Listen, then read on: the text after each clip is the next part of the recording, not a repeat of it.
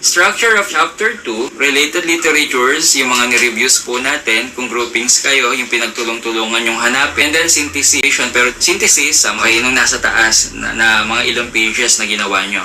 And then gaps bridge by the present study, ibig sabihin nito, sa lahat ng mga literaturang nakakalap nyo o nakuha nyo, ano pa yung may co-contribute, ano pa yung gap, yung space na pwedeng punuan ng pag-aaral nyo. So, ano ba yung goal ng literature review? To demonstrate familiarity with the body of the knowledge and establish credibility.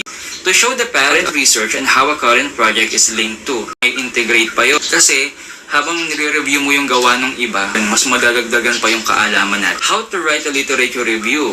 Nandiyan yung teorya, yung methods, yung gaps in existing research. Finding relevant publication, gaya ng books, journals, articles, local sa foreign literatures, di ba?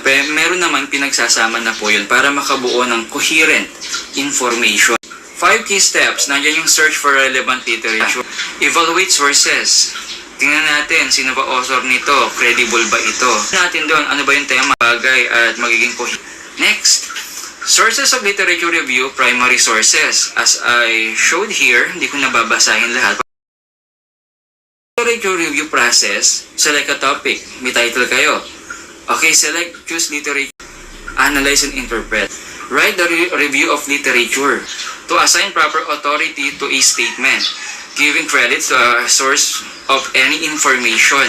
Paraphrase yung paragraph. Like, synonyms, ilagay ka doon, or passive and active voice. So here we have the website, author, books, periodicals, online references.